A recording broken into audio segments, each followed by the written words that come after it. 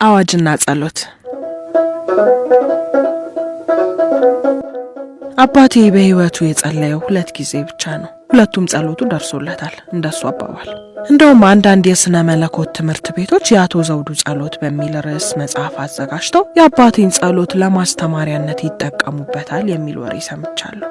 እውነት ይሁን አይሁን አላጣራው። አንዳንድ ሰዎች አባቴ 2 ጊዜ ብቻ ጸልዮ ሁለቱም ጸሎቱ ደረሰለት ስላቸው እኛ የዕለት እንጀራችንን በቀን 11 ጊዜ ምናምን እየደገምን እንጀራችን ሳስቷል። የአባት ጸሎትና አጠያየቁ እንዴት ቢሆን ነው ከሁለቱ 2 ያገኙት ይሉኛል። ተገቢ ጥያቄ ነው።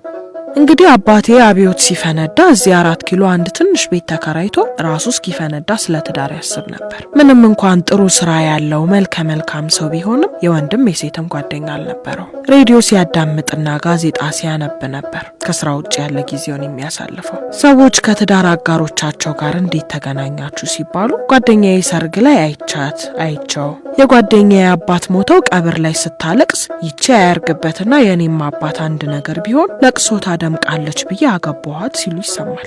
አባቴ ግን ብቸኛ ነበር። ሰርግ የሚጠራው የለ፣ ለቅሶ አይደርስ። ቆንጆ ሆኖ ጥሩ ስራ ኖሮት እንዴት ብቸኛ ይሆናል? ለራሱም መልስ ያላገኘለት ጥያቄ ነበር።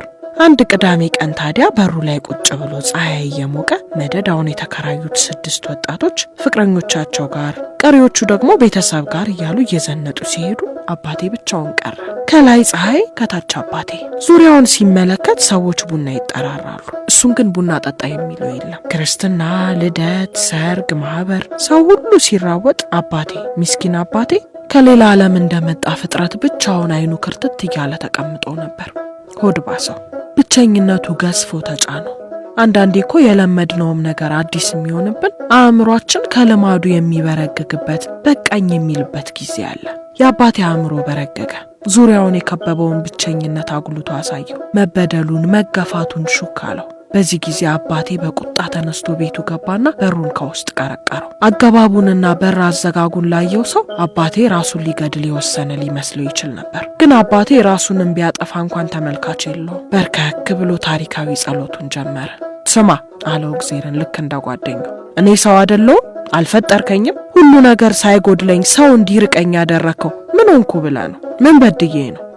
ወይ ቤተሰብ የለኝ፣ ወይ ጓደኛ የለኝ። ድምጼን ለመሞከር እንኳን የማናግረው ሰው እንዴት ታሳጣኛለህ? ነውር አይደለም እንዴ? ሰው መሃል ፈጥረ ሰው ማሳጣት? ተው እንጂ ተው። ሰሚ ተመልካቹስ ምን ይፈርዳል? አለና ስቅስቅ ብሎ እየዬ ብሎ እንባውን ወደ አሮጌው ጣራ ረጨው። መቼስ ከአዳም ጀምሮ በሰው ልጅ ታሪክ ውስጥ የአባቴን ለቅሶ የሚወዳደር አልቃሽ ተፈልጎ አይገኝም። ወዲያው እንባው ጣራውን አልፎ ደመናውን ሰርስሮ ሰማይ ቤትን አጥለቀለቀው። ሰማይ ቤት ያለ ነፍስ ሁሉ ተገረመ። ዝናብ ከላይ ወደ ታች ነበር የሚዘንበው፣ እንዴት ከምድር ወደ ሰማይ ዶፍ ይወጣል እየተባባለ የሰማይ ቤት ነፍስ ሁሉ መጠለያ ፍለጋ ተራወጠ። እንባው የሰማይ ቤትን የሰማይ ወለል አጨቀየው። ምድረ መልአክ ለእግሩ መርገጫ ደረቅ ሰማይ እስኪያጣ ጭራሽ እንባው እንደ ማዕበል እየተናወጠ የእግዜር ዙፋን ስር ሲደርስ ባህር መስሎ ረጋ። እግዜርም የምን መነፋረቅ ነው ዘውዱ? ወንድ አይደለህም እንዴ? በቃ አለና አባቴን ገሰጸው። አባቴ ሊሰማ ነው። አይበቃኝም። ዛሬውኑ ብቸኝነቴ እንዲያበቃ ካላዘዝክ ገና አለቅሳለሁ። እስከ መቼ ሰው ይራበኝ? እስከ መቼ የጎረቤት ቤት ጠባቂ ልሆን ብሎ ጠየቀው እግዚአብሔርን። ካልባረከኝ አልለቅህም ያለው ያዕቆብ ትዝ አለውና በስንት ዘመኑ በየት ዞሮ መጣ አለ። አባቴ በለቅሶ መሃል አለና ልክ ክንፍታውን ወደ በሩ ቢወረወረው ጧ ሲል ጓድ መንግስቱ ኃይለማርያም ቤተ መንግስት ከኩባ ለመጡ እንግዶች ንግግር ማድረጋቸውን ቆም አደረጉና አጃቢያቸውን ጠርተው ምንድን ነው ብለው ጠየቁ። አባቴ አፍንጫውን ቆርጦ የወረወረው ነበር የሚመስለው። በኋላ እግዚአብሔር በቃ አዝዣለሁ ተነስ አለው። አባቴ አይኑ ቀልቶና ቀለል ብሎት ውጪ ወጥቶ ፀሐይ መሞቁን እንደቀጠለ፣ ህዝቡን ቡና መጠራራቱን፣ ለቅሶ መደራረሱን እንደቀጠለ፣ በጣፋጯ ፀሐይ የግቢው አበቦች በለስላሳው ነፋስ በቀስታ እየተወዛወዙ፣ ንቦች ከአበባ አበባ እየቦረቁ የአባቴን ቀልብ ወስደውት እያለ ተመልከቱ እንግዲህ እግዚአብሔርን ተአምር። አንድ አረንጓዴ ኳስ እየተንከባለለ ደግሞ እየነጠረ አባቴ እግር ስር ሲደርስ ቀጥ ብሎ ቆመ። አባቴ ብድግ ቢያደርገው ኳስ ሳይሆን የተጠቀለለ ቱባ ክር ሆኖ አገኘው። ሳብ ሲያደርገው የክሩ ውል ላይ ሰፈር ሆኖ እየተተረተረ መምጣቱን ተረዳ። አባቴ ከተቀመጠበት ተነስቶ የተተረተረውን የክር ኳስ በግራ እጁ እንደያዘ በቀኙ ክሩን በኳሱ ላይ እየጠመጠመ በጠላ ቤቱ ጋር ታጠፈ። እየጠመጠመ ወፍጮ ቤቱን አለፈ። እየጠመጠመ ወደ ግራ ታጠፈና አንድ አጥር ስር ደረሰ። እየጠመጠመ ወደ አጥሩ ሲገባ የማይበጃችሁ ድንጋይ ይሁን በድንጋጤ ድንጋይ የምታደርግ መልአክ የመሰለች ልጅ ፊት ግትር የተጀመረ ዳንቴል በግራ እጇ ይዛ በቀኟ ኪሮሽ እንደጨበጠች ቆማለች። ፈገግ አለች ልጅቱ። ወዳ ነው እግዚአብሔር ያመጣው ላይ ማን ነው ፊቱን መቋጠር የሚችል? በዛ በኩል ልጅቱ፣ በዚህ በኩል አባቴ ወጥረው የያዙት ክር የእህል ውሃ ገመዳቸው ሆኖ ቁጭ አለ። አዳሚ በቀለበት መንገድ መኪና ይዘህ ትዋዝናለህ። እግዚአብሔር ከፈለገ በቀጭን የዳንቴል ክር እንዲጎትቶ ገነት ያስገባሃል። ክሩን እየተንቀጠቀጠ ሰጥቷት በፍዘትና በነፍዘት እንደቆመ የልጅቱ አባት ከተፋሉ። ምንድነው አሉ የወይራ ከዘራቸውን እያመቻቹ። በረከት አንዳንዴ ከዱላም ጋር አብሮ ሊላክ ይችላል ይሉ ነበር አባ ፍርድ አወቀ። ልጅት ግን ፈጠን ብላ ሰርቪሷን ሊከራይ የመጣ ተከራይ ነው አለች፣ ቀልቧ ሹክ ብሏት። አባት ተረጋጉ። በረከቱ ዱላውን ጥሎ ብቻውን ኮለል ብሎ መጣ። የልጅቱ አባት አባቴን ወደ ጓሮ ወሰዱትና የምትከራየውን ሰርቪስ ቤት አሳዩት። ተከራያታ የከረመች የጭቃ ቤት፣ እዚያ ጋር ጣራዋ ትንሽ ያፈሳል። እስቲ ጠገን ወረቀትና ነጭ ልብስ በዛ በኩል እንዳታስቀምጥ፣ አልጋህን ደግሞ በዚህ በኩል ታደርገውና በባልዲ ፍሳሹን ገድበህ ለአንዳንድ ነገር ይሆናል፣ ለምሳሌ ካልሲ ለማጠብ አሉ አባትየው። አባቴ ምን ተደው ቀጠሉና መብራት ገና አልገባላትም፣ ለጊዜው ሻማ ትጠቀምና ጡረታዬ ሲመጣ ከዋናው ቤት ጠልፌ ያስገባልሃለሁ። አባቴ ፀሐይ የመሰለች ልጅ ያለችበት ቤት የምን መብራት ነው አለ በሆዱ። በዛኑ ቀን ከሰዓት ጓዙን ጠቅልሎ ልጅቱ ቤት ገባ። እንግዲህ እየቆየ አባቴና ልጅቱ ተላመዱ። ልጅቱ በሰበብ አስባቡ ብቅ እያለች ታወቀዋለች። ልብ በሚሰልብ አይኗ አይኑን እያየች ታወቀዋለች። ስራ ውሎ ሲመጣ ምግብ አዘጋጅታ ቤቱን ጠራርጋ ተጠብቀዋለች። ውሎውን ያወጋሉ። ምን ማውጋት ብቻ፣ እየተቆነጣጠጡም እየተጎነታተሉም 4 ወር በደስታ ኖሩ። አባቴ እግዚአብሔርን ሰው ሰጠኸኝ ብሎ አላመሰግነው፣ ምክንያቱም እግዚአብሔርን ረስቶት ነበር።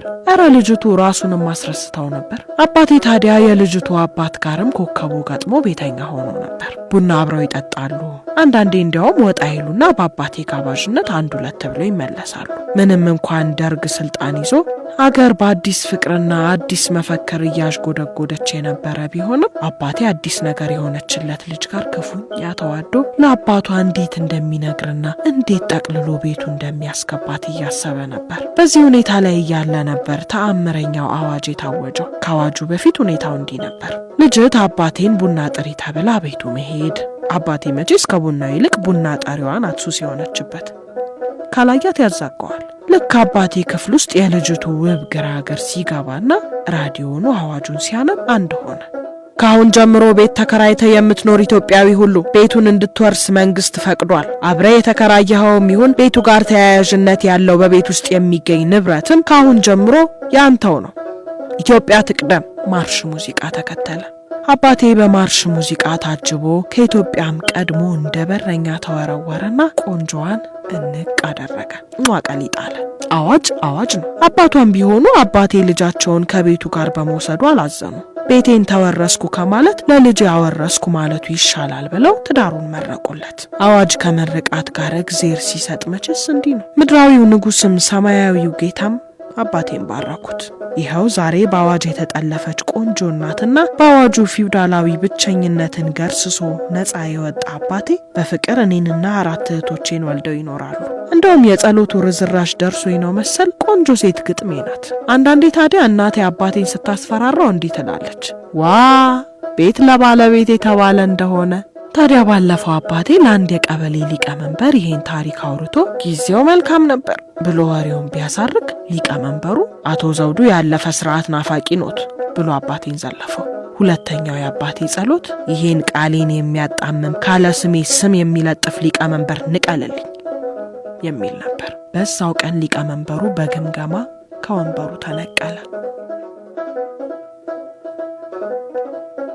ከአሌክስ አብርሃም ዙቤዳ ከሚለው መጽሐፍ ላይ የተወሰደ